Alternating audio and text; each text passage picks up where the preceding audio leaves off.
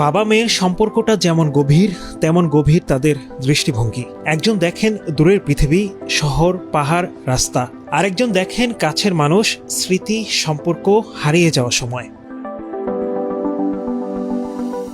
ঢাকার আলোকিতে চলছে ব্যতিক্রমী শিল্প প্রদর্শনী brushstrokes across generation, a father daughter exhibition, যেখানে বাবা ও মেয়ে দুই প্রজন্ম নিজ নিজ ভাবনায় ক্যানভাসে তুলে ধরছেন তাদের পৃথিবী।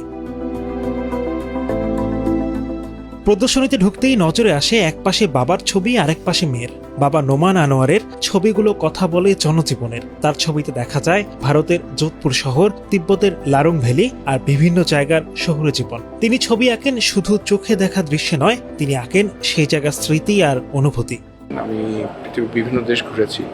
আমার কাছে মনে হয়েছে যে মানুষ তার কর্ম ক্ষেত্রে যে এত ব্যস্ত হয়ে আছে, তারা কিন্তু তার আশেপাশের যে এই যে জনবসতি, এটাকে আসলে কিন্তু খুব একটা লক্ষ্য করে না। কিন্তু আমি এগুলোর ভিতর অনেক কালার দেখি এবং এই কালার থেকেই কিন্তু আমার এই অনুপ্রেরণা।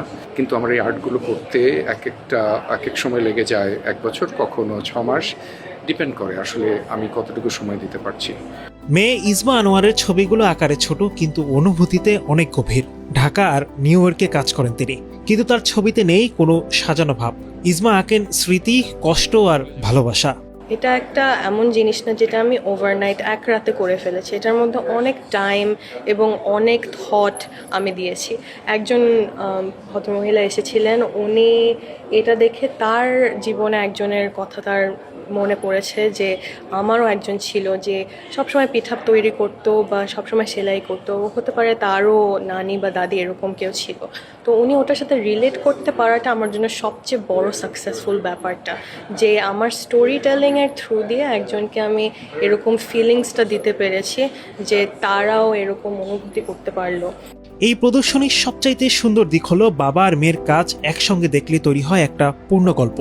যে গল্প বার্তা দেয় জীবন শুধু দূরে ঘুরে বেড়ানো নয়, জীবন মানে স্মৃতি ধরে রাখাও। ব্রাসস্ট্রোকস অ্যাক্রস জেনারেশন তাই শুধু একটা এক্সিবিশন নয়, জনক ও আত্মজার চোখ দিয়ে জীবন দেখার এক সুন্দর সুযোগ।